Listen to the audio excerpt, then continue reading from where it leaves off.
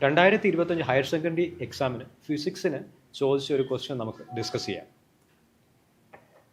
ഒരു moving coil ഗാൽവനോമീറ്ററിൻ്റെ working principle എന്താണെന്ന് ചോദ്യം. അപ്പോൾ നമുക്കറിയാം മൂവിംഗ് കോയിൽ ഗാൽവനോമീറ്റർ എന്ന് പറഞ്ഞു കഴിഞ്ഞാൽ അതൊരു കോയിലുണ്ട്. ആ coil is place in magnetic field. അപ്പോൾ ആ മാഗ്നറ്റിക് ഫീൽഡ് പ്ലേസ് ചെയ്ത കോയിൽ വഴി കറണ്ട് പോകുമ്പോഴേക്കും അത് ടോർക്ക് എക്സ്പീരിയൻസ് ചെയ്യും. ആ ടോർക്ക് കാരണം അതൊരു ഡിഫ്ലക്ഷൻ പ്രൊഡ്യൂസ് ചെയ്യും. ഇതാണ് മൂവിംഗ് കോയിൽ ഗാൽവനോമീറ്ററിൻ്റെ വർക്കിംഗ് പ്രിൻസിപ്പിൾ. പിന്നെ നമുക്കതിൻ്റെ എങ്ങനെ ഗാൽവനോമീറ്ററിനെ ഒരു അമ്മീറ്റർ ആക്കുമെന്ന് നോക്കാം. അപ്പോൾ നമുക്കൊരു ഗാൽവനോമീറ്റർ എടുക്കുന്നു. ആ ഗാൽവനോമീറ്ററിന് പാരലായിട്ട് ഒരു സ്മോൾ റെസിസ്റ്റൻസ്, അതായത് ഷണ്ട് റെസിസ്റ്റൻസ്, അത് നമ്മൾ ആഡ് ചെയ്യുന്നു. ഈ യൂണിറ്റ് ഒരു അമ്മീറ്റർ ആയിട്ട് ബിഹേവ് ചെയ്യുന്നു. സോ അമ്മീറ്റർ എപ്പോഴും നമ്മളൊരു സർക്യൂട്ടിൽ സീരീസ് ആയിട്ടായിരിക്കും കണക്ട് ചെയ്യുക. കാരണം എന്താണ്? നമുക്കറിയാം അമ്മീറ്റർ എന്ന് പറഞ്ഞാൽ വളരെ സെൻസിറ്റീവ് ആയിട്ടുള്ളൊരു ഇൻസ്ട്രുമെൻ്റ് ആണ്. സെൻസിറ്റീവ് ആയതുകൊണ്ട് അത് റെസിസ്റ്റൻസ് വളരെ കുറവായിരിക്കും.